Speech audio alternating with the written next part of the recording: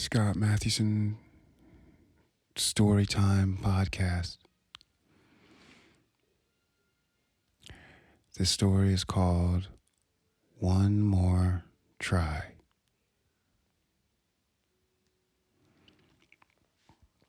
A poem.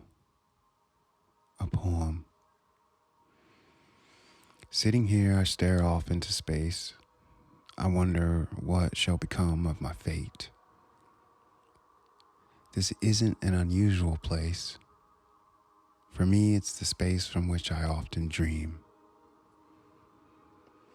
Of all the lives I've lived and the things I've come to be, I will always return back to this familiar feeling of a past memory. In the distance, I hear what sounds and seems to be another voice trying to speak its piece. But I can't tell if or not it's speaking to me.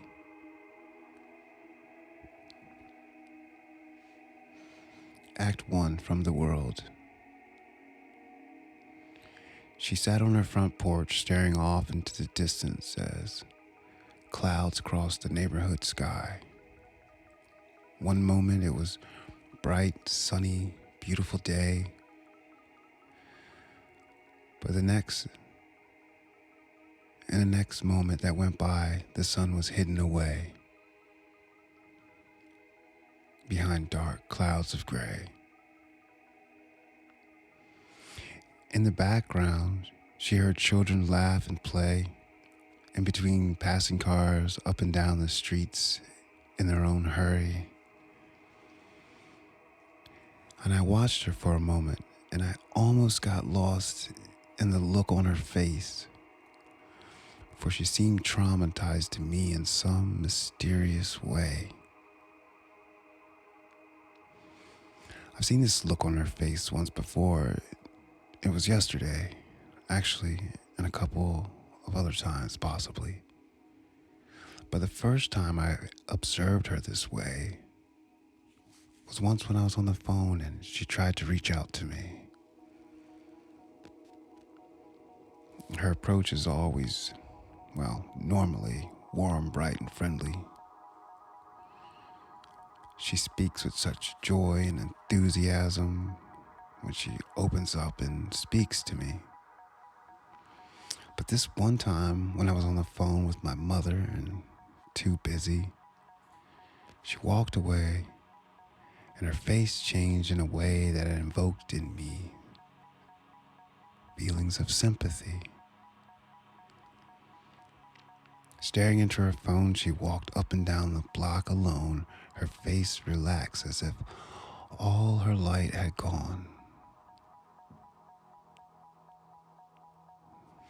Now, I found this interesting, and to say the least, it made me wonder, what could this, if anything, possibly mean? I began to ponder. Was she what they mean when they say people fake being happy when one is trying to display positivity? Or had I hurt her feelings because I was not yet free? I was too busy on the phone and I was unavailable to speak. Sometimes with the Bluetooth in my ear, I imagine people assume that I'm not really on the phone. But maybe I'm just talking to myself. Because I've witnessed people do that too. Whatever. I will not worry anymore. Not over what I can't know or what people choose to think. But what stands out to me is when the contrast in a person's expression is so distinct.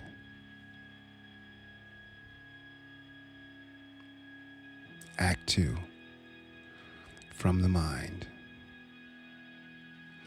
People and persona, ego and inner self, soul and spirit, and finally the great esoteric mysteries of mental health. This all seems like a dream to me, this space and place and time we call reality.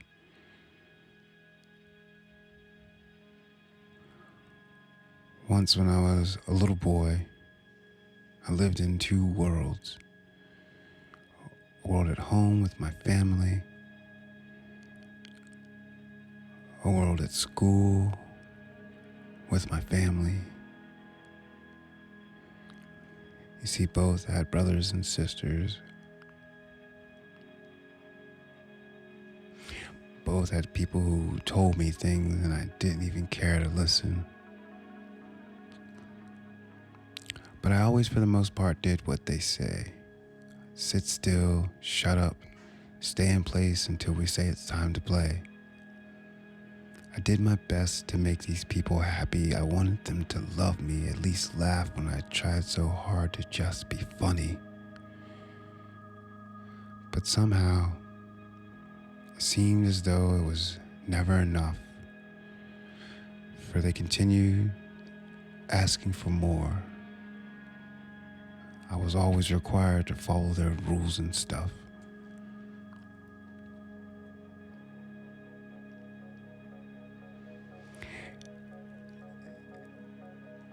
It was always, it seemed to be, about what they want.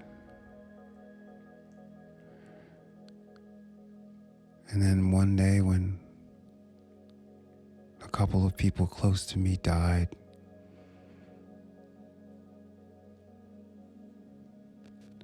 I decided I just simply had enough. So I shut them all out and I went into my head.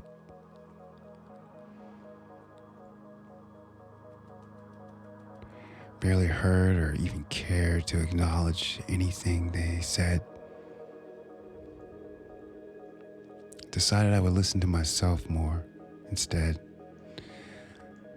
Live my own dream between waking up and going to bed.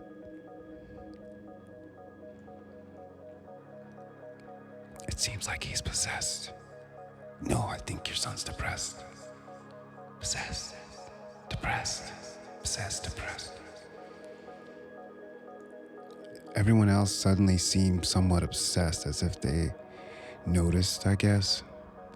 Like as if they could see me, but yet I had left. I had found a new world, a new dream.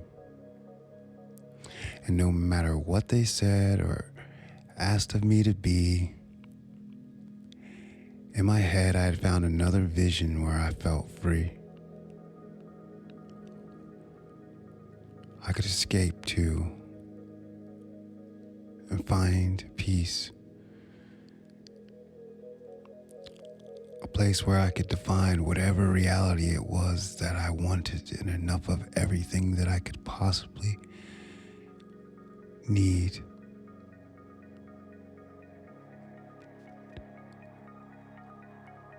If I could, I just had to believe. Opened up these eyes, this new sight, and now here I can see. Maybe everyone else will too one day, hopefully, eventually, maybe. I don't know. Maybe I'm just crazy. But does it really matter? Isn't life just a fantasy made only reality when both of us can agree? These thoughts would walk through my mind all the time while my body moved around on the ground, barely making a sound, until I had found a place where I felt safe. That, which was great. So there I would shine. This light, they say, I say this dream, this secret, this creation of mine, from what feels like a source from deep inside. Act 3, connecting the pieces. The world is full of contradiction, opposition, similarities between and with what so often seems disparities in the dream. They tell this thing and then that for which we must believe. But the truth is only more than what you see, and yet somehow still it can be hard to spin our tail on what is happening if anything can be truly real. So, through the dark, we must feel something human when we are quiet and all is still. Set free our spirit together through this our very will. No one needs to know how it is that and what we will, for the reality of our control remains our special secret still. There are several others I've come to find that share this connection that I once thought was only mine. We're the chosen, and we're here to lead. Fear not those who cannot see, but wield this energy gracefully, and more blessings are yours to be. The enemy is only the idea of an enemy, for you can change everything they believe to be reality. Together, we're strong enough to overcome anything, creating our own destiny. You are never alone, and there's nowhere you can go, nothing you can do to lose me. Follow your heart and passions. Let your happiness set you free. Your success has finally come. Just look around for now, and like me, you too can see for as long as you wish, as far as eternity, manifesting internally your love eternally. One more try.